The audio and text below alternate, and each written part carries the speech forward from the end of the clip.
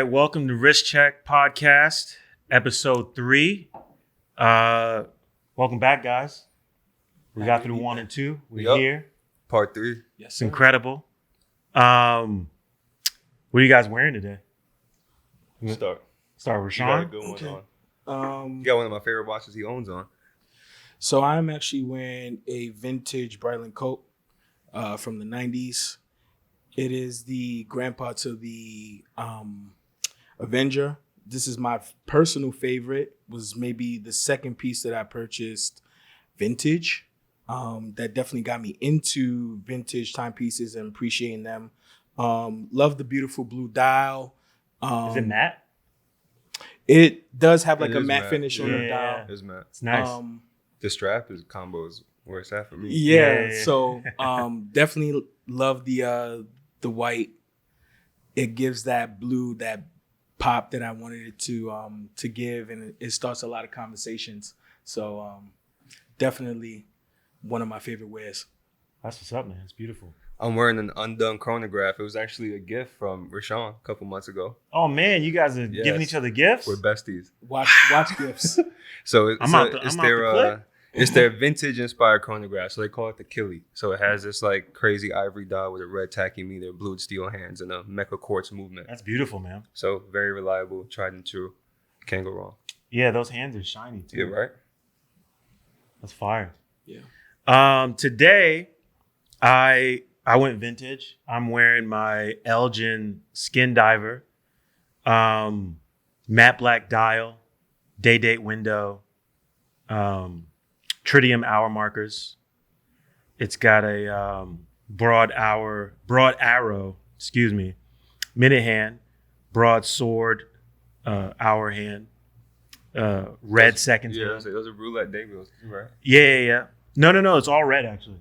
Oh, Yeah. The days and the dates are all red. PUW movement is a German movement, which is funny because it's an American watch. Yeah. This is from the late 60s, early 70s. I love this watch. I got this at a time where I was in the market for a dive watch. I was looking at subs. I was looking at like different vintage Omega pieces. This watch kind of reminds me that I made a smart purchase. Yeah. Because it wasn't expensive, and every time I put it on, I actually really, really enjoy wearing it. Was the price more what got you to pick that one specifically? The price was like a no-brainer. And then I like the history of Elgin. Elgin's this company that was based out of Illinois. Mm-hmm. American brand for years, well-respected. They didn't do too many sports watches initially. They were kind of like a gentleman's watch. Yeah, they did dress watches and pocket watches. So this was towards the latter part of their history before they sold. They're still in existence today. Now they're a Chinese-owned and operated company. Okay. But totally different place than they were in the past. 360 or 180. Yeah. 100%. So getting right into it, there's some auctions that happened again. Yes, very crazy auctions. Super crazy. These were definitely crazy. Where do you want to start, man? Let's start with the Phillips auction. Yep. Probably the least craziest of what's on our agenda today.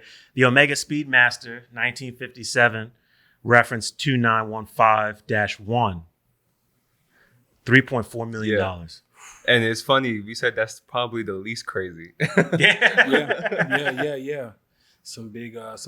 It's a pretty watch. It's beautiful. It's very got a lollipop seconds hand. Tropical dial. This piece is absolutely gorgeous. Super gorgeous. It's like the perfect like patina too.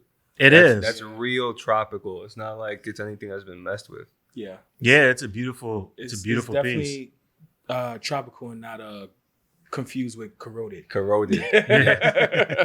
That's often the thing. That's often the thing. I think private dealers do get it confused with I don't think they get it confused. I think they're just trying to get it. Trying to get it off. I guess, there's always that confusion of what like a true, patina is. But I feel like there's always a point with vintage too, where it's like there's a point where patina goes beyond the character of the watch and truly does become a flaw. Yes. And I feel like in this case, the tropical dial on that is not a flaw. That thing's perfect. Yeah. Yeah, this thing is absolutely gorgeous. $3.4 million though? Nutty. It looked crazy. Shouldn't be a thing, but it happened. It definitely did. Everyone who owns a vintage Speedmaster is very happy right now. I mean, I've actually seen this one. You're happy. I'm definitely happy. I don't own this one, but I definitely think it says something about where eyes are going in terms of what this watch means to people and the potential increase in volume across different references. Yeah. Makes me feel good. Mine's is never up for sale though, so that one's getting buried with me. Going back to an episode or two that I was speaking about just like auctions and the new way that watches are being appreciated and how they're being sold. This speaks volumes. The same as what I was saying before. Is like I think the right guys are actually showing their appreciation with these high bids. We are very familiar with the typical Rolex, the Patek, those brands that we do love and so forth. But right now the demand for them is so high and you don't have access to them. I think that's the key thing too, right? Is that demand. And I think we're starting to, I thought at least, I had an understanding of how things worked in this industry. And I'm beginning to realize that I really don't have a clue. I don't know how to judge the demand. Because it changes so fast. It's changing incredibly all rapidly. It takes is something like this to happen, and it just then shifts. It turns everything upside down. Yeah. I mean, it happened a couple years ago with the Paul Newman Daytona. For sure. Who expected that? Yeah. That's crazy. No, I mean, I didn't. Well, especially for consultants, that do speak to watches and, consult with their clients and what they should invest in. I think us having that insight and being ahead of the curve speaks volumes to the professionals and things like that. Is like, because the Omega Speedmaster, no matter what reference it is, no matter what year it is, the circa, the whole nine, is like, you need a Speedy in a collection. Right. Oh, that's absolutely. Just like an if and a but. And, you need one. If you're gonna collect watches, you need a Speedmaster. With this demand being so high, you do have to resort to other brands, of course. But like the Speedy is it. I think for me, and the way most people describe it, I wore mines earlier this week and I ran into a dude, and it's the same thing. It's literally like, it's the only watch you need. Yeah. Like, you don't need another watch. You might want other watches, but like, this is the one that I know that under no circumstances will this ever leave my collection. It's so iconic. It's easy to drool over this dial too, but look at the bezel. Yeah. The dot over 90 is still visible. It's crazy. Even with all that fading. It's beautiful. $3.4 million though. Oh my God, I would have never imagined. Yeah, I even if I had the money, I don't think I mean, definitely a piece that you should invest in though. Like if even if this went under, I mean, I definitely saw it selling for a high price, but of course. Yeah, I didn't even think seven figures though. I didn't think $1 million for a Speedmaster ever. No. The most expensive Speedmaster that I know of sold privately for just over $100K. But it's interesting. It was nothing like this. Yeah, it's interesting too, because back to like a point that Rashawn was making. I feel like anytime this happens, it brings the eyes, so people are now paying attention. Yeah. And it's like, maybe not next week, but the week after, the month after, everyone's going to be coming in looking for a Speedmaster. Expect a lot more Speedies on people's wrists. 100%. Yes. Definitely for Christmas. Agreed. Sure. The Patek clock. From Only Watch? From Only Watch. This was the Only Watch auction. Now, the Only Watch auction is an auction where every piece is a piece unique. Yeah. Yes. So they're all a one of one. Yep. They're all one of a kind. None before and none to come. This clock literally says the only one on it. Like, it's one of the first things I noticed when I checked it out. First of all, it's beautiful. It is. I think it's incredibly witty of Patek to make this, because who actually needs a desk clock today? But why not? It's beautiful. It's got a perpetual calendar. Yeah, there's a lot of complications. There's a lot of complications going on here. I feel like there might be several other ones that I know nothing There's about. a perpetual calendar, a weekly calendar. That's what that red index is on top where it says 44. 52 weeks in a year. So it's a weekly calendar. It's a perpetual. Yeah. It's a moon phase. Obviously, it has a leap year. It's perpetual, but it also has an AM, PM indicator. That's what the left window is on the left side of the dial, where the date is. And also, the seconds they stop right on the dot. So it looks like a quartz clock, but it's not. You wind it with a key. That's crazy. Talk about old school. How many copies do you get? Just one. I will hope one. It's crazy though, the inspiration. It's like a bigger version of a watch that they made for Packard back in the day. What reference? No idea. I can't even tell you. That was a one of one in itself. Yeah. That's sitting in their museum right now. The color of the dial is gorgeous too. Super gorgeous. It looks like a salmon dial. Yep, with that American oak wood too. I believe it's oak. I know it's American wood. I might be wrong about the oak, but has gold, silver. Mm-hmm. Yeah. I mean, this just speaks volumes to, Patek Philippe's amazing craftsmanship. Yeah, when they go hard, they go hard. Like we spoke about before, the perpetual calendar is my favorite complication. So this is like a no-brainer for me. I'm digging it all the way. Yeah. I'm digging it.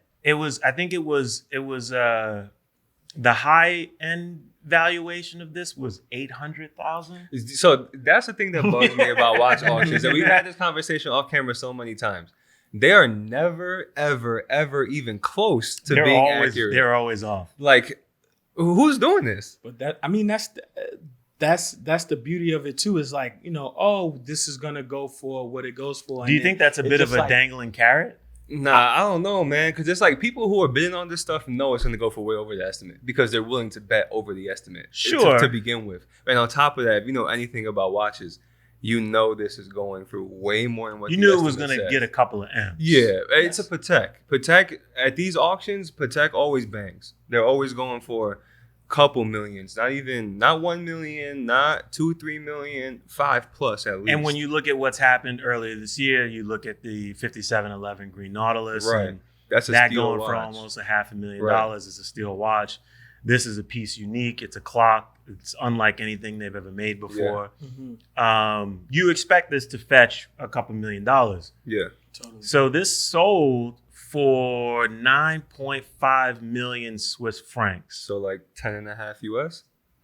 So over $10 million. Sheesh. Before buyer's premium. Before buyer's premium, which 25%. is 25%. Yeah. Oh my God. Not only do you have to spend 10.5 to get it, you have to pay 25% of that 10.5 to own it. I mean, could you imagine what that room was like? Yeah. It had to be, someone had to you could hear a pin drop in that room by the time that hammer hit. $10 million. Also, I love that they made a clock though, not a wristwatch. I love that. Because they made it it's an important object. It's more than just something you can wear. And I also feel like it's a brand statement. Yeah. It's literally like, I'm trying to think of how to say this in the most PG way possible. But they flexed and they put their ego on the table. Yeah. Yeah. And said everybody else can just hold this. I remember just when the world was kind of opening up again, Hodinkee did a travel clock that they sold, and everybody gave them crap for it, saying, we can't go anywhere while you're making a travel clock. There was a bunch of memes about it in the watch community. So I kind of love that Patek made a clock that can just sit in one place. That's it. It's why not? You're on the move, this thing stays put. Yes. Yeah, these guys defy everything.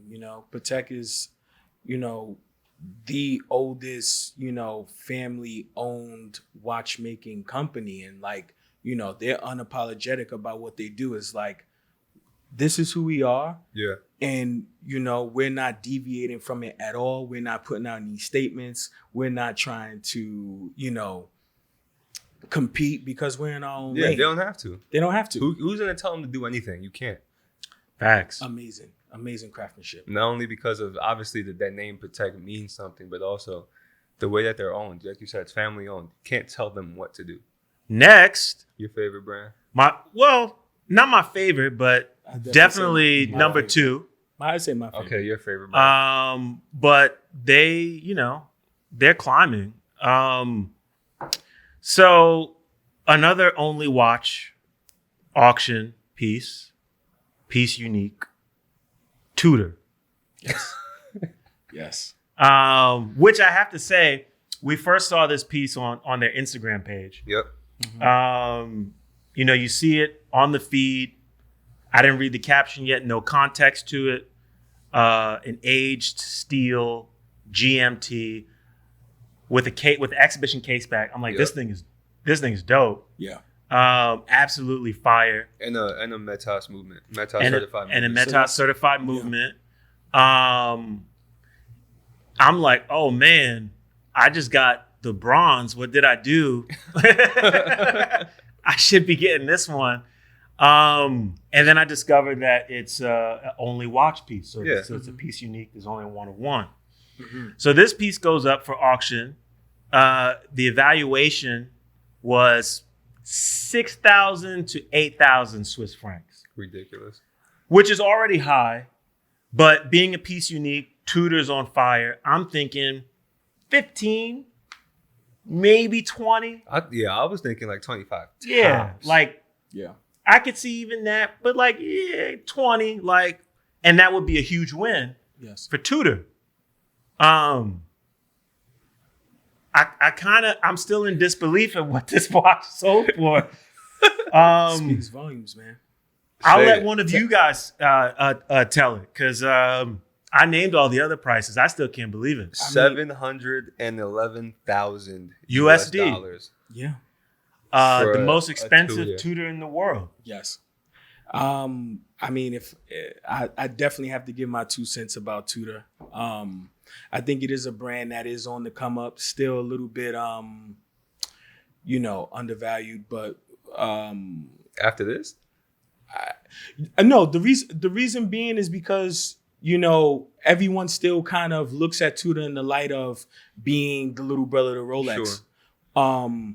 Which that really isn't the case. Like, these guys have parted from Rolex, for quite some time, and they've been able to be innovative. They've went ahead and have done crazy things just with like this age timepiece here, doing the master chronometer timepieces, which only Tudor and Omega carry this The Metas movement. certification. So the Meta certification is one that is like highly, highly respected in the watch community, and for them to be the only brands to carry it in the watch industry speaks volumes. This has me thinking though, if Tudor's doing Metas movements at, a 4K price point for this GMT at retail, that makes you think Rolex eventually is going to come around and do the same thing and probably raise the price. I don't know. New movements. They have to do new movements soon. Do they? Yeah, why not? I mean, the think same reason why they're not going to do an aged steel watch. Well, They're they not won't do gonna an a aged bronze steel watch, but I mean, aesthetics are different from from the movement. That's literally what drives the watch. You should want the best of the best for your brand. I would feel think. you, and I would love to see Rolex do that. I just don't know if they're really willing to do new things. Probably because they don't have to be honest. Exactly. Well- It's like, and they have the Tudor arm to kind of do that, Yeah. under the Hans Wildorf Foundation. Mhm. But Jesus Christ, $711,000 for a Tudor Black Bay Rightfully so. GMT. I'm going rightfully so. Um, Yes, I'm saying rightfully so. The Pepsi GMT that they have retails for bracelet, like just over 4K. Yeah, it's like Mhm. 4,050. and you can get one right now for under 4K, Yeah. Right. brand new. Yeah. Right? It's trading less than retail. And here they come with this, and boom. I'm curious how the brand responds to this. Tudor is, from my perspective, it's what Rolex used to be, right? Yeah, I And agree so 100%. they're like, we do tool watches, we do them really well. They're taking an artistic approach to some of their newer models, and they're trying new things, and I love it. I think it's great. I mean, I think this watch is awesome. Mhm. But I'm curious to see how they respond to this, because this is a business. And at the end of the day, I know if I'm running Tudor and one of our watches sold for 700,000, the prices are going up. Yep. Not only, but Yesterday's if it price was is me, not today's price. if it was me, I'm Not saying, today's price. I'm saying, what's next? Yeah, exactly. Or what are we doing else that's like this, and more people can get their hands on? So this is what I would say. You know, kind of piggybacking on what you're saying as far as, you know, if I was running the show, I think Tudor is to, you know, stand your ground. Continue to do the great things that you guys do because, you know, your pieces are obviously being appreciated. It hasn't reached, I think, the masses yet. Yeah. But, you know, with the master chronometer timepieces, this is the first time when we are seeing a Metis GMT. Yeah. So, like, who knows what's to come? We know that Tudor just released the new Pelagos. Fixed. That thing's fire. It's dope. Fire. So love I think these guys are moving at their own pace. Couldn't have released at a better time. I hate It was perfect. I hate Perfect blue timing. dial Perfect watches. timing. That makes the exceptions list. You hate blue dials? Yeah. That makes the exceptions list. There's like 5 watches on there. That's Hold making on, it. man. What That's a good one. That's a good one. We're not counting that. That's vintage. New watches, modern watches with blue dials, I don't really care for. Yeah. But I have a short list, and the FXD made the short list really fast. I mean, respect. It's I've been looking at the Pelagos for some time. The left-hand drive, I think, is still probably the one for me. Okay. I do like this version better, though. I think the dial is clean.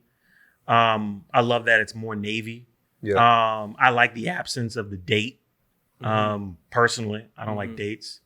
Well, let me not say I don't like dates. I like dates on watches, but I feel like the Pelagos didn't necessarily need it. Yeah, it's a dive watch. It's a dive watch, and dive watches, dates complications kind of confuse me, with the exception to the one that I'm wearing, obviously. You know what's funny? What I will say is this. I agree with you about the cleanness of a no date. But until you need a date, you need the I feel date. you. Oh Until you my need the God. date. There are times when I'm wearing another watch that I have with no date, and then I look at it, I'm like, damn, what date is it? What day Yeah, is this? Damn. exactly. And the funny thing is, like, of course, like, you know, we have our phones, we resort to our phones, we But look at our phones we're every wearing day. the watch. We want But to at use the- the watch. Of course. And it's like at the same time, like, I know what the date is, but you still resort No, you to- forget it. I forget all the time. Well, no, I'm saying more in the retrospect of like you see it every time you unlock your phone. Yeah. So Sure. you know We don't what pay day it attention is. to it, though. But you just resort to your watch That's if you 'cause- wear it so Well, much. if you're looking at your phone for that reason, there's so many distractions on the phone, though, right? Because if you're looking at your phone, you probably have 10 notifications. You're going to look at the date? No. You're going to see what whoever texts you first. Sure. Yeah. With the Sure. watch, it's like, that's kind of the purpose. That's why I'm wearing it. Time and date. Sure. Respect. So we got our first question from Submission? a submission Okay. from a follower of ours. This comes from Edwin out of Westchester County, New York. Shout out to Edwin. Shout out to Edwin. Westchester County. Edwin is also a veteran and on the heels of Veterans Day. Happy Veterans Day to Edwin. But he had a couple of questions for us. So we're going to get into this and see what he has to say and check it out. Rich Chet, I have a few questions for you guys. What are some brands you think a person that is new to collecting watches should look or get into? What are your top 5 iconic watches or watches you would love to have in your collection? And last, what watch brand you feel is currently undervalued and why? So Edwin is asking 3 questions. Brands for newbies, people who are new to watches. Our top 5 iconic watches, and a really good question: what brands do you feel are undervalued? So with regards to watches for people just getting into it, let's start there. Rashawn, you want to take that one? Yeah, I mean, I think the guy that is just starting their watch collection, one of my personal favorites and one that I actually have invested in would be the Orient Open Heart. Okay. is really, really, really cool. Price point is extremely affordable at just about $300. Beautiful finish. It was done by the Japanese. Okay. So I am. So it's done very well. That's exactly what I was gonna say. I have to say when it comes to Japanese movements, Japanese case, Japanese automatic. case, Japanese design. It is automatic. Has an open case back, and it also has a exhibition on the dial. That's So cool. not only is That's it an a lot of bang exhibition for your case buck back, for $300. it has an And exhibition. it retails on for the front. $300. And it retails for $300. The Orient brand is interesting because I feel like almost every watch that they produce is like in super entry level Yes. piece. Yeah. Like for very cheap, you can have an automatic watch. Yeah. Well, the coolest thing too is that it, was introduced in the 50s, and was a piece that was designed as kind of one of those entry levels, like what we're talking about at affordable price point, but has like a beautiful craftsmanship. So this one is a no-brainer for me. Is like, what can I get that's affordable, that's going to be the conversation starter, especially with that open heart. Kind of seeing that balance wheel moving back and forth in the dial is like, what is that? Yeah. Like, how much did that cost? I could see that going for maybe $1,000, $2,000. Yeah, definitely. Sure. or so I forth. think automatic, I'll immediately think at least $1,000. Exactly. At least. For it to be designed by the Seiko family also speaks volumes too, because we know that they have so many sub brands such as Undone, Seiko in his own, and Grand Seiko. Although each of them and Crador as well. That's the pinnacle. That is the pinnacle as well. So it's like, although these guys have separate correlations, they still keep that same watchmaking tradition under that one family. I think what's great too about brands like Orient is they're still kind of under the radar. So for that person that is price conscious but wants like an awesome looking watch, that wants to get into watches and understand the differences between movements, but also have a piece that is a well-made piece, I think this is an incredible brand. You're not going to run into a lot of people that have this. Yep. You're going to get a lot of questions about it. They actually do really, really beautiful work. Mm-hmm. When I think Orient, I always think the logo. I think the logo is beautiful. Yeah. They do amazing looking dials. Definitely, I don't own one. Definitely a watch I wouldn't mind having in my collection. When I just think about just interesting pieces, I mean, the stuff that they do is really cool. Absolutely. Yeah, also, I feel like it's one of those if you know pieces too. For sure. It's like, imagine your first watch is a $300 Orient, and you're in a room full of watch guys, and they're wearing crazy pieces, and they point out your Orient. That feels really good. It feels incredible. Also, too, my last point to Orient, their price point is competitive with the entry levels of, the Movados, the Michelles, Bulova, Invicta, all of those kind of Raymond brands that are common to guys that are entering the watch industry, but really don't know where to start, because that's something that I get questions about a lot. It's like, well, what do you think about an Invicta watch? Or what do you think about this watch? And, although those brands aren't luxury timepieces, they also contribute to watchmaking and the creation of time. So I don't downplay any of them, but if you want something that has a little bit more novelty and gives a little bit more contribution to watchmaking, I would go Orient. Respect. How about you, Ben? I'll pick Longines for this one. Respect. I am a fan of Longines. Yep. Especially the vintage looking stuff, the heritage collection. We have a Conquest pulled up. I feel like more people will kind of go for the Conquest. The It's a solid Conquest, piece. the Conquest might be the everyman's watch. It's on the bracelet. The dials are great. Usually, black, white, silver. You can get them with gold indices for like $12.50. Yeah. It's not bad at all. Me personally, I would go towards something more vintage looking, like they have that sector dial. I think that's unbeatable for the price. It's around $1,500 and you get 2 straps in the box. Yeah. And you get something that's super heritage looking, and it's something that most people will see and notice and say, oh, that's a Longines. I know that's a good watch. And Longines makes solid pieces. I mean, you're talking about It's a Swiss-made watch. This is a watch where if you buy it at almost any price point, I think they start at around like $950, maybe a little less than that. And they can get incredibly expensive too. But this would be an automatic watch that you would get, and you may not have to serve it. Yeah, service it's a for 10 or workhorse. 15 years. It's a workhorse. I feel like it's also something that at the price point, let's call it $2,000. Yeah, I feel like most people who are starting to get into watches and want that real first luxury timepiece probably have $2,000 to spend. Sure. And they want something that has some weight to it. And Longines definitely does that. Yeah, absolutely. I mean, also too, give Longines credit, the simple fact of them being like one of the oldest watchmakers, to date, and still being active through, so many different periods in, history, between quartz crisis, war, and so forth, and everything else. I mean, these guys are still running strong, and still even being, a official timekeeper for the Olympics. Yep. Facts. Alongside with Omega. So it's like that speaks volumes to the brand and just like, what they're doing and what they continue to do. So, I mean, don't forget Grand Seiko for the Olympics. Don't do my brand dirty.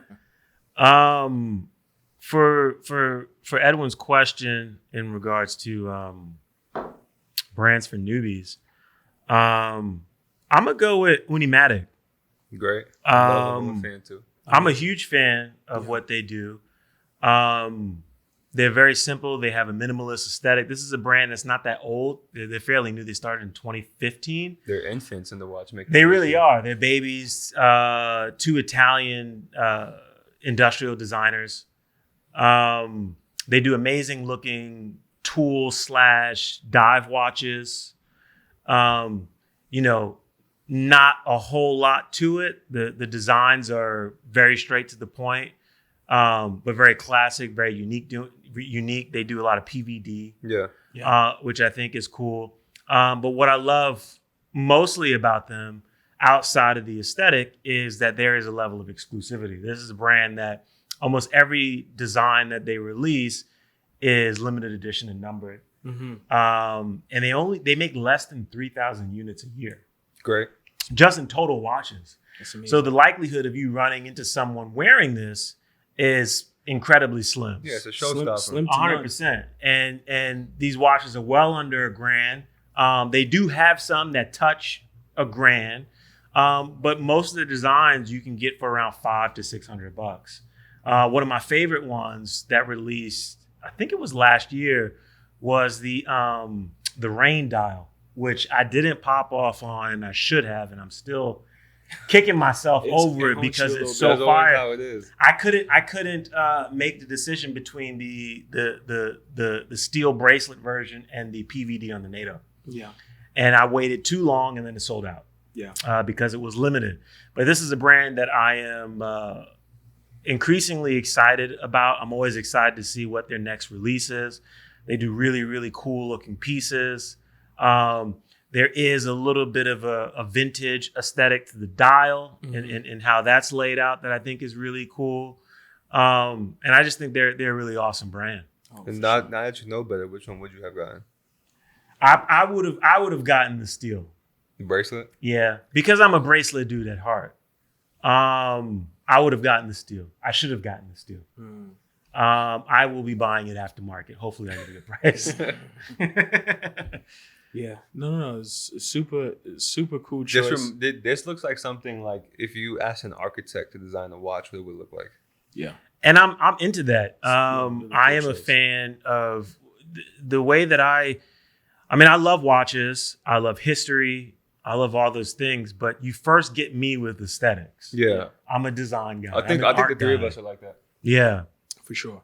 And they definitely check those boxes. Yeah, I mean, also too, like the fact that it is extremely limited and numbered speaks volumes, and at least you can walk down the street and not bump into somebody wearing the same watch as you.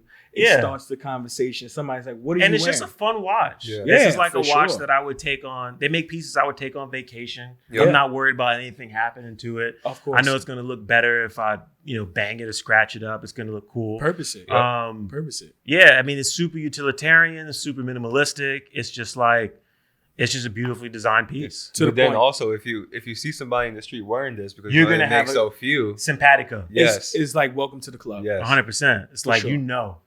If you I'm know, with you you. know. I If want you to know, be you your know. friend. Let's get a beer. Yeah, For for sure. So top 5 iconic watches. Rashawn, will kick it off with you again. Yes. What is a watch that you and give us 2? I know you're a huge fan of several different brands, and you consult a lot of guys and you help them build their collection. What does Rashawn want in his collection? What's a must-have? So the 2 must-have, I have to say, I'm going precious metal all the way. Okay.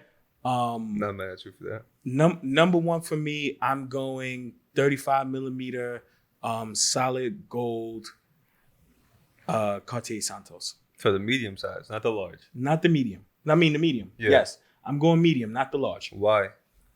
I'm a fan of smaller cases. I wear smaller cases. One of the watches that I wear the most is a 34 millimeter watch. What's the millimeter of the medium? 35. 35. That's 35. Yeah. That's So cool. The large is it rounds up to a 40, right? Yeah, it's like a 40. Yeah. But see, 35 is cool. The thing about this piece is the fact that it is like a square, Sure. and not rectangular. So it doesn't make it long. It makes it very Yeah. wide. It fits your wrist better. It It's fits smaller. if it fits your wrist the better, natural shape smaller. of your wrist is a square, so it makes sense. So this for me makes sense. I see myself legitimately, and you guys know I like to travel a lot. Like I see myself on the coast somewhere, like literally, like this is retirement watch. You rocking it I'm on the like, beach? I'm about 60 years man, old, Rashawn. 70 years old. So And this I'm- is sticking with you for a long time. Stick with me for a long time. Oh, it's All right. gold. It should. I'm rocking this, until I go on the ground. Legit. What I love about gold watches, though, is that when you do own them for a long time and they get beat up They and look scratched better. up, they look amazing. Yeah, They really do. for sure. This definitely screams novelty to me. I mean, also being like the first wristwatch ever made is like, Yeah. why would you not? Patented world's first wristwatch. Of course. Cartier Like, Santos. why wouldn't you want to go down with this? Sure. This is awesome. Okay. This is Grail watch for me. Respect. And you go yellow gold for sure. They make it rose gold. They make a rose gold. I'm going yellow gold, and I'm gonna tell you why. Why? Let us know. Because my second watch is rose gold. Oh. Okay. So we spoke about Diversity. rose gold. We spoke about rose gold Sure. in previous episodes, and we spoke about how we thought it was a trend, and how we believe it to be here to stay. Is it a Patek? No. Uh-oh. I'm going Rolex. I'm going Rolex. I'm going solid ever rose gold, GMT Master 2. This is my watch that I'm rocking when I'm, established, when I'm still young, I'm still ripping This is and the running. flex. I'm still traveling because you guys know I love to travel. Yeah, this is what you got to take for you on the plane. This is what I'm taking on the plane. I don't know how many times I got to mention the plane, but I'm taking this on the plane. I mean, with that on, you can say as many times as you want. For sure, the rose gold is that pop of color. It complements everyone. It just. Yeah, It's one of those. That's what it gets so. You know what I mean? I love it. I get very, very excited when I speak about this piece. I was very fortunate to offer this to someone, and they had the same good. exact They're reaction so I good. did. They might have actually so made the good. same growl I did. They were like, "Urgh," and I was It's like, so good. yes, this is it. This is it. Rolex's Ever Rose Gold is probably undefeated when it comes to color. Rose Yes, gold. for sure. The next best thing for me is the red gold from Omega, but this something about the Rolex just takes it. Yeah, for sure. I love the bezel on this thing too because it has like an ombre kind of like gradient thing happening, black and brown, which is kind of cool. Mm-hmm.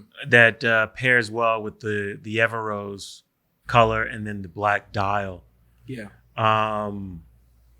I think it's cool. Yeah, I mean, it's definitely, I've known you for years. This is definitely you.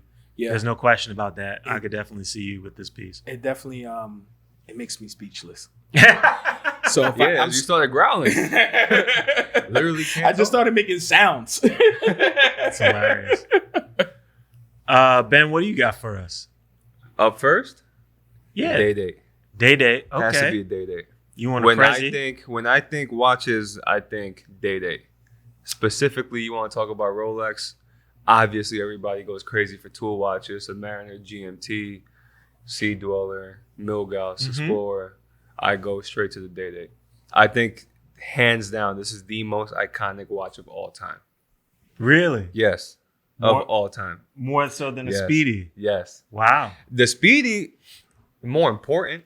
I think it's an important object in history, not just for watches, but for the history of our country, right? Yeah. The history of space. Sure. But when it comes to watches, I think the day date is the most iconic thing. Well, the president also it commemorates success. It Yes. resembles success. Yes. Like Everyone if you who- wear a presidential Rolex, Yes, you made it. you made it. Every- Amen. It doesn't everyone- matter. It doesn't Everyone matter. who got that big paycheck, got their Sure. own business, got Yeah. that first big something. Of course. Bought Handed a down or dated. not. Handed down Yeah, or not. they got it If dated. you wear a president, yeah. And the reason why is because it's been the only watch that Rolex has ever made since its inception in the 50s that's always been solid gold. Yes. That hasn't always been true. Yes. Yeah. It's so funny too because I have a good friend of mine that he wears a president and we mock him. We call him Obama. Good. Hilarious. Good. And also, personally, I would go, we have the picture pulled up, I'd go yellow gold, black dial all day. Yeah. The So I actually contrast tried of one of black these and on gold is today. great. And you felt special. You felt powerful, didn't you? I felt like Thanos. See? Yeah. Like I had all the Infinity And all the Stones. Infinity Stones. Only a day date could It give was you that nice. feeling. It was all gold, champagne dial. It was very nice. Yep. Felt 36 good. or 40, I don't really care. If I had to choose, I'd probably go 36. It's just a little bit more classy. And Respect. I kind of ball out. I kind of get baguette hour markers, but that's just me. I love diamonds. Yeah. I'm more for small cases. So Yeah, the 40's fine, but I think the 36 is better. 36 is the move. Yeah, I feel like 36 people are only rocking 40s now, and the hype around the 40 is what it is because you have the option of a 40. Sure. Up until the 40 came out, or even when the Day Date 2 came out and it was a 41, didn't matter how big you were wearing a 36, Yeah, and that was okay. Yeah. for sure. What's your second one? Speedy. You said it. Okay. So the most iconic watch to me, second most to you. Okay. Yeah. I picked, so I would say the CK2998 reference because that's what went to the moon. Although the new Speedy that they released, 9 months ago now, with that new tapered bracelet, almost the exact same thing. So I would say any Speedy like that is for sure one of the most iconic watches. And I would say, like, again, one of the most important objects. What colorway? Just black and white. The Just Panda. how it went to the moon is how it should stay. Okay. Yeah, I know. Oh, Omega- not the Panda. The No, original. yeah, the version. original. Sure. Okay. I know Omega likes to mess around and Yeah. make 44s Sure. with different colored dials, and that's great. I'm a fan of the racing dials, but I just want the standard moon watch. Got it. I also love the Hesalite crystal. I love the story behind it. I love why it exists because that was a watch that was meant to be a tool, and it was used as one. Wouldn't I shatter. like- Yeah. I like that the back of it has the inscription, flight qualified by NASA for all manned space missions to the moon. I would rather stare at that all day than look at the movement. I don't care about what's inside of it. I know I feel it you works. on that. that sure. text Yeah. and knowing I own that makes me smile. It's nice. The movements inside of all of them. I don't need to look at it. You don't care about that. No. Okay. I chose one because I own a Speedmaster already. So I checked that box. nice. But one of the most iconic watches to me, a grail piece that I would love to own. If I owned this watch, I would figure out how to wear it every single day. I think you got the picture pulled up already. I think it might be a grail for all of us, to be honest. The Cartier Crash, Oof, I think is amazing. I think it's one of the most beautiful watches ever made. I think it is the most beautiful watch ever made. Well, just the history and how it was made. I mean, the simple fact that, someone was in a car crash. So is that true? That's the story. Is that a true That's the story. That's the story. I mean, I've never heard Cartier, they won't deny it or say it was true. They and won't. why would you? It's good for them. I mean, It's good for listen, them. we know, outside of the crash, we know of, the Tudor watch that actually saved a, it got shot. Thing took a bullet. A Marine. It Yeah. saved his wrist. Yeah. So like a bullet struck this man's wrist and it saved him from losing his arm. The bezel popped off, the case dented a little bit, but that was it. I mean, it's crazy. The watch still runs. The story in its own, like for those kind of like survivor the story was it was a what is it called? A Bag Noir Cartier, right? Yeah, a Bag Noir that got in a car crash. Got in a car crash. Guy sent it to be fixed. Yeah. They looked at it, they kind of marveled at it and was like, we should reproduce this. Yeah. Which, if the story is true, is amazing. Also, too, you got to think about like, this is during when this watch was introduced, or at least when it was repaired. We're not talking about cars that are going at about 150 miles per hour. Yeah. We're talking about the vehicle, probably the fastest it was going was probably like 60 miles per hour. Maybe. You could probably run faster than that, to be honest. I was going to say, I'll probably run faster than the car. Yeah.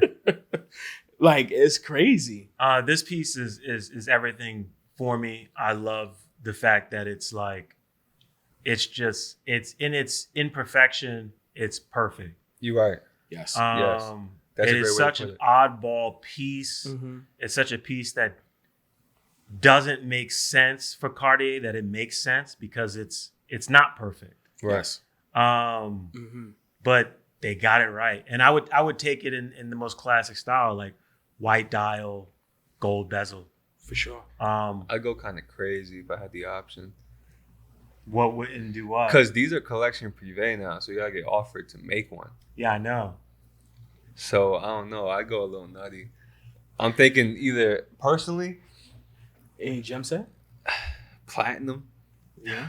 I need. Would you put any? I'd make it like a tuxedo, platinum, black dial, white Romans. I'd make I it like feel I'd you make on it like a that. chandelier. I'm Diamond's bezel, diamond case. Diamond case. Woo! I'm keeping it OG. I want the original. That's what I want. Well, the coolest part about the crash is also this is like when Cartier actually decided to manipulate shapes. Yep. So this was the first piece that they actually decided to go ahead and say, well, you know what? If we could do this with this watch, what can we do with other watches? Which like speaks volumes and also is a great contribution to time, because you do see it in other brands and what they do when they create these funky case shapes, or they have like this obscure, like the same as like maybe even like a De Bethune. Well, because Cartier is such a serious brand with real history, Right. that you throw this piece in the mix and it's like, oh, we have fun too. Yeah, but also they're a jewelry manufacturer before anything, so it's 100%. like I feel like regardless of the story, being true or not, if they got to watch from a car crash or not, eventually they would have made something that made people turn their head. Oh, absolutely. Whether it was this or not, it would have happened. Absolutely. And they kind of did. I mean, they have the basculant, right? Mm-hmm. So watch that Phillips. It's meant to be used as a table clock or as like a travel time. You put it on a little table on the steam that train thing's when you're fire. It traveling. was a vintage Super one, but I wanted fire. for sale. Awesome. So it's like they've been playing for a while. They do that dual time Tartuga now, where it's like 2 crowns, 2 different time zones on the same dial. So it's like, it's in their DNA. Sure. But I believe it started with this, and it kind of fell into their lap. Yeah. For sure. Yeah, that's my grail piece, man. For sure. Great piece. Moving Great choice. along. His next question was, what brand do you feel is undervalued? This is a really good question. I'm going to let Rashawn take this first. I know you guys, we were talking offline, and you guys gave me slack when I said that I feel like Tudor is underappreciated. Yes. I think, for the guys that do know the brand, for watch enthusiasts, they may disagree. But that's what we're here to do is to provoke thought, to kind of challenge these kind of questions and speculations, because I feel like, Tudor, rightfully so, is getting the recognition maybe between this year and maybe last. But outside of that, everyone knew Tudor to just be Rolex's little brother. They knew them to be the Black Bay 58. Yeah, of course. So like until the Black Bay 58 was introduced, no one really wanted to touch a single Black Bay. Right. It was like a club if you had a Black Bay before the 58 came out. So, in retrospect, it's like, when you are presenting these watches and when you are telling someone, it's like, hey, listen, you know what? I think this is a great investment, especially if you are building a watch collection. Like, you need a Black Bay in your catalog. Sure. It's still one of those that, guys will go ahead and kind of sway and say, I think about it. And I think, Tudor is a brand that's undisputed. Yeah. It shouldn't be in any brand shadow. It shouldn't be. No, they're a heavyweight. They're definitely a heavyweight. So I'm gonna say that Tudor is underappreciated only for that reason. Okay. But for the guys that know, they know. But do you feel like even after the auction, even after 58 selling for a little more in retail, consistently, do you feel like you can still view them as an undervalued brand? Well, I mean, I think information travels, and it travels very fast. Sure, especially now. And especially with us speaking about it now. Sure.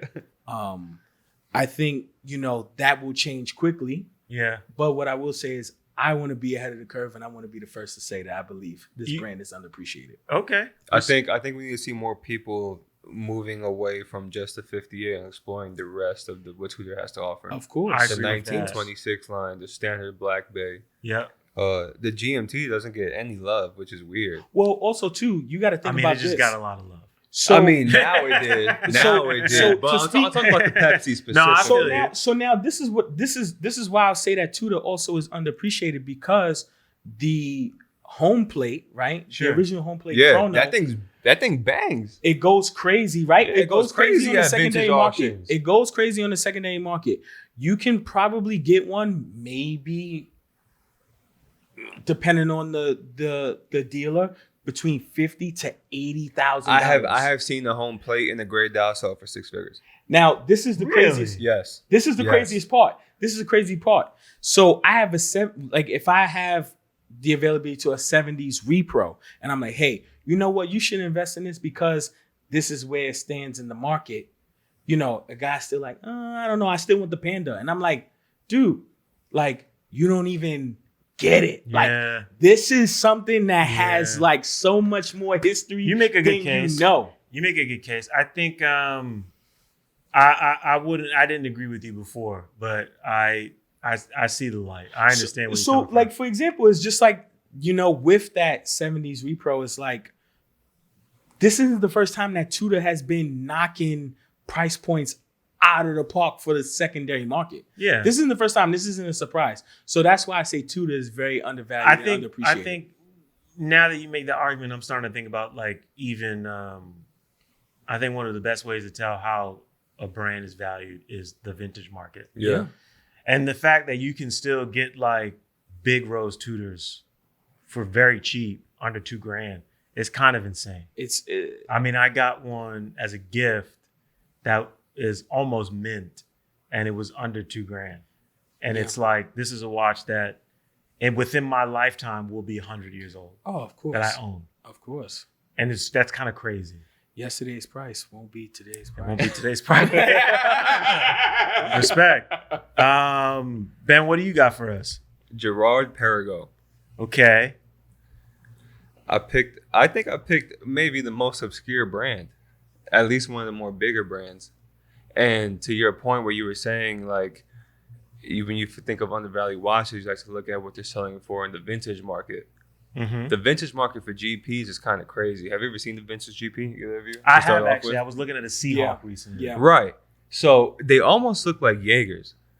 They're very dressy. They're not super super dressy. They're definitely a gentleman's watch. And the craziest thing is that these guys are probably they are amongst the oldest watchmakers.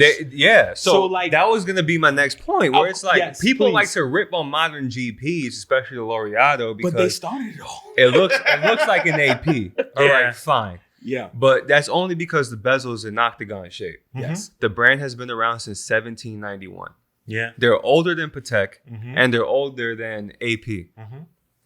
Sure, the Royal Oak came first with the design, but it Yeah. was the 70s. Everybody was doing this. Bulgari made an octagon-shaped watch. Yeah. It was just a design language for the 70s. Of course. Now, when I was thinking about undervalued watches, I was looking at the secondary market. These GP L'Oreals are selling for like 20-30% under retail price used, Mhm. which I don't understand why, because every time I talk to someone that owns a GP, they don't want to get rid of it. Hmm. So and the more I talk to people, they're more than happy to pay the retail price for it. Yes. Really? Yeah. Yeah.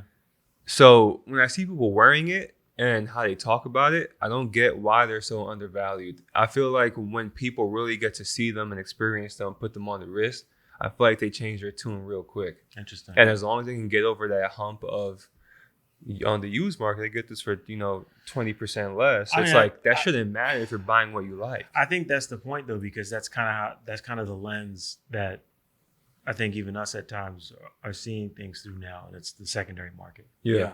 And that's kind of what Yeah. navigates and directs the conversation, right?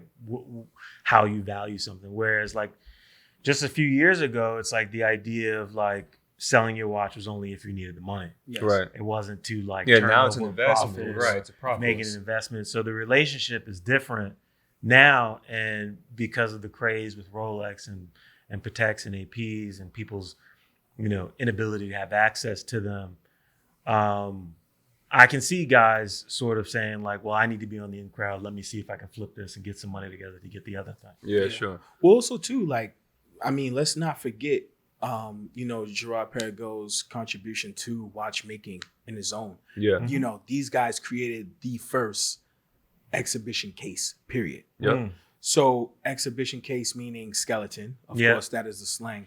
But, for everyone that's like, well, what is the history to these guys? I mean, it also starts with, the simple fact that it was started by a husband and wife duo. Right.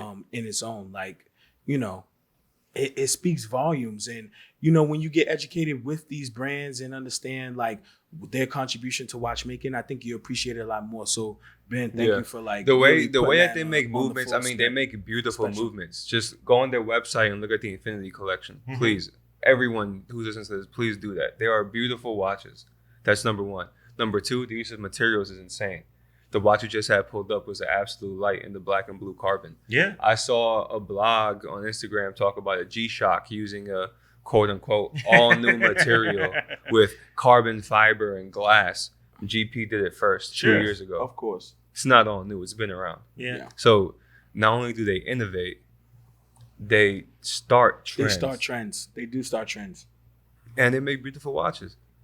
They do. On top of that, people who collect GPs or who are really in the know about the brand, Mhm. they love them. They probably have some of the most enthusiastic collectors I've ever met and spoken to. Mm. They just dropped that new chronograph collaboration with Aston Martin. Yeah. The official word that I've been given is that thing sold out in 6 hours. Wow. Yeah. 160 pieces gone Mm. in 6 hours. Yeah. So people obviously love the brand and they're not going anywhere. So if you want something cool, different than the norm, look into GP. Yeah. Respect. For sure. My selection, definitely a lesser known brand. I feel is undervalued simply because people aren't really paying attention to them. The people that I know about these are watch dudes who are looking for something interesting, something new, something fun. That brand is Autodromo. It's a good brand. It's a great brand. Autodromo started in 2011, I believe. Industrial designer Bradley Price is the gentleman behind the creation of this brand. This brand is not, what's interesting about this brand, they're not simply a watch company. They're actually a lifestyle brand. Yeah, they make gloves, driving gloves. They make driving gloves. I wear They them make on my motorcycle. sunglasses. But their primary product are their watches. Yeah. And what he does is he recreates these watches that are inspired by automobiles. They're inspired by cars. They're inspired by historic races. They're beautiful timepieces. He doesn't use any stock parts. I mean, they're designed from the inside out by him. They're beautiful. If you are someone who is very much into design, very much into aesthetics, these things are gorgeous and they're fun. And what I love about them too, I think the most fun and unique thing about them is how you tell time. Yes. All the dials are really unique. They're not super traditional. You kind of have to look at it a little bit and figure it out. Totally. And that's what's kind of cool. One of my favorite ones that was released recently is the Copper State 1000.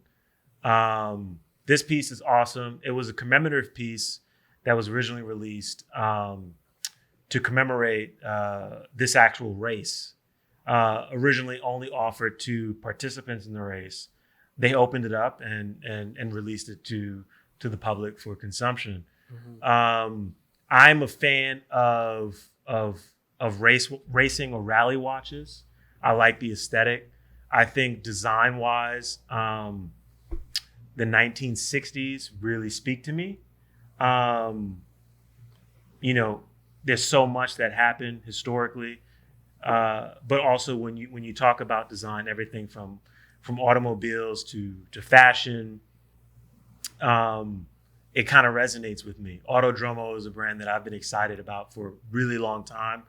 I think the Copper State 1000 will be my next purchase. That's how passionate I feel about them right now. That's awesome. But do you have an idea which one? It's going to be the copper one, the copper dial. Definitely. They do a blue ice blue dial. I like that That's one. kind of dope too. The ice blue is dope. Copper kind of checks that box for me. You know my love and affection for bronze. Yes. It's right there with it. I think it's gorgeous. I love that the dial looks like a speedometer. Yeah. I think it's just super cool and unique, and I can see myself having a lot of fun with this. To piggyback on what you're saying, just as far as, a lifestyle watch brand, I think that's something that we don't really find often. Mm-hmm. I don't think we find it anywhere outside of this. So, I think for right now, I think there probably are lifestyle watch brands out there, but for now, these guys are on the forefront of that. And I think that it is a new way in how we introduce timepieces because, initially, there's this watch hierarchy and, what you wear defines you. Mm-hmm. But what happens if it's the opposite and actually the watch brand is what defines you versus like what you wear is like, okay, if I wear this piece, I must be a banker, I must be in finance, I must be, someone that does this and that. But what happens if I wear this watch and you're like, oh, so you must appreciate X, Y, and Z. Yeah. Yeah, you have a sensitivity to design, of course, and aesthetics, and that's what I think rings true with what Bradley Price has done with this brand. This is for someone who has those sensibilities. It's innovative for sure. It's innovative. It's beautiful. It's incredibly warm and light. Makes you feel good. It's serious but playful all at the same time. And affordable. It's super affordable. Yeah. I think all this under watch 1,000, retails right? for this one reaches I think for like 12 or 1,500. I think 1,500 for this one. Which is still fair. That's super fair. But just from a design perspective, I think that it's incredible. I haven't seen anything like this. I agree. I think it's awesome. Yeah. I think more people should pay attention to what he's doing. He makes beautiful pieces and he's building an incredible brand. Yeah. So that's my selection. That's awesome. Picked a good one. Next and last, indie brand of the week. This is something that we were talking about. Unanimous decision on who we would talk about. It was an easy one. It was an easy one. This brand actually just released a new piece several days ago. Mm-hmm. It sold out in 3 minutes. Fire. Studio Underdog. Underdog with a 0. Yes. I the chocolate chip. Yep, mint watch. chocolate. Mint chocolate. That's the Crazy. one for me. Crazy. Yeah, this piece is crazy. So this brand, it's a UK brand, and it started by this guy named Richard, who pretty much does it all. Designs the watches, markets the watches. His story for using the 0 instead of an O is pretty funny too. He just kind of talked about differentiating himself with respect to like social media, and he's like, oh, I'll swap out the O for a 0. It's just like kind of like funny, nonsensical stuff, but he does like really, really interesting dials. They're all bicompax dials. Yeah. The mint chocolate chip is fire. He released earlier this year a watermelon dial. There was also the eggplant dial, Crazy. Yeah, which actually crazy. ages. That might be my second favorite. It's made out of real eggplant. Yeah, the dial's thing, made out of like, real shrivels eggplant. and wrinkles and looks It's crazy. it looks like a purple textured dial when you get it, and then as you wear it, the dial actually wrinkles. Yeah. It's insane. This also this to me, speaks to just the volumes and the creativity. It's like when you think that watchmaking is done, it's something never else comes up. done. Something If else you will always think come up. that an iPhone will replace your Yeah. watch, No, it never you are will. sadly It mistaken. never will. Sadly mistaken, and like studio. I mean, these guys are crazy. This guy. Words. This guy is guy, crazy. this single guy, He's a is lunatic. crazy. Like The movements I mean, are also super pretty. They're beautiful. He's Doing exhibition case backs. These are all manually wound movements. yeah, I think in the same spirit that I appreciate Autodromo for, I can appreciate Studio Underdog in a completely different way, but it's the same spirit, right? And it's like we're just trying to make something that's fun. We're trying to make something that's beautiful, something that looks good, it's aesthetically pleasing. In the case of Studio Underdog, something that is not serious at all. Like collecting watches doesn't have to be this serious task that people undertake. That it's like, I got to get this and check that box and do this and do that. It's like, dog, you can have fun doing this. Like, I remember the first watch I got was a Mickey Mouse watch when I was a little kid. I loved that thing. This kind of speaks to me and resonates with me on that level and reminds me of when I was a kid. for sure. Price point doesn't define, watch collecting at all. At all. The price points on this are, it's under $500. And the funny thing is that they sell out. Sold Instantly. out in 3 minutes.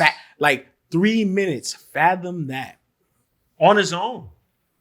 You No distribution channel. You gotta buy it directly from in 3 him. minutes, you can't even put in your address. I was gonna say, yeah. Please, It takes 3 minutes to go to the website, pick the watch, put in your shipping and billing details, and press purchase. I mean, This they is literally amazing. have no watch for sale right now. They've sold out of everything. That's They amazing. sold out of the mint chocolate. The watermelon has been gone. The desert sky, Desert which I Sky think is is gone. probably one of the best looking dials that they have. Mhm. Also, I love in the bicompacts, the dial on the right hand side has 3 different shades of the same color. Yeah. The deal is There's this some too. real Is like, serious stuff going on here. for these independent brands and these micro brands and these brands that are, creating these timepieces at this time. Micro brands are up at next. this price point, you don't want to be late to the party. I think Because that's true. It's I mean, going to turn. I think it's gonna be, the vast majority of people cannot afford a Rolex. Tudor at some point will be far out of reach. Even- Omega, the yeah, of same. course. All of these brands, and it's like as the market grows and as more people enter the market, it's the micro brands that are going to win because they're the most accessible. They're the lowest hanging and fruit. also too. And ultimately, not everyone who collects is going to be like super serious about it. It's just, I just want a really fun timepiece. Yeah, I'm sorry, I didn't mean to cut you off. No, it's okay. But in that retrospect, it's like, I mean, how many of those questions, like across, this table, where someone goes in and says, "Well, what's a good watch to buy? Mhm. What's a watch that I can buy that I can afford?" Yep. Because Especially at a specific Flat price out, point. you can't go ahead and tell someone that's building a watch collection, it's like, yeah, buy that watch there for about $5,000 to $10,000. They're like, hold on. I don't got 10K to spend right now. Granted, but it's like, but why am I spending 10K? Some people just don't understand it yet. So it's like, well, okay, how about you invest in this? You should get this eggplant dial because it actually is going to age with you. Yeah. Or it's a one of one over time. Of course, or how about you get this piece that's limited to only 300 globally? Mm-hmm. You know what I'm saying? At like a price point of $500. It's what separates real collectors from people who are more concerned with how they're being seen. It's the same thing in the art market, right? It's like the people who are really collect are tastemakers. Yes. And I'm sure, this brand sold out of this new watch in 3 minutes. What does that tell you? That tells me, A, there are people who are just getting into this who are like, I just want something cool. But that those aren't the people that help you sell out. Yes. The people that help you sell out are the people who have a collection. Yes. And they're like, I got a Patek. I got a roll. Oh my God, look at this. Mint chocolate chip. It's my favorite I love ice chocolate cream. chip. Yeah, let me get that. You know what I'm saying? Like, those are the people that are getting this stuff. You know what I'm saying? And I run across those guys all the time who have like an amazing collection of watches, but they wear the most like oddball thing. And they're just like, yeah, I'm hanging out, man. This makes me happy. This makes me happy. Makes me smile. Totally. I love this thing. Totally. Look at it. It's cool. Totally. Studio Underdog. That's where it's at. That's where we're going with it. I think we all got one on our radar eventually. For sure. No, definitely. I will be getting one at some point. You may see one in the next Swiss check. Woo! Okay. Big talk. Bold statement. All right. I'm talking spicy. So that does it for episode 3, guys. Yes. We're 3 episodes in. This has been incredible. Awesome. I feel like we got a rhythm. I'm definitely having fun. Yeah. So, I'm having a lot of fun. respect. As long as you guys let me growl on You growl every whenever you want. episode. You growl Whatever as you much want. as you want, sir. We ain't gonna stop. That's a wrap. GMT Episode Master 3. 2.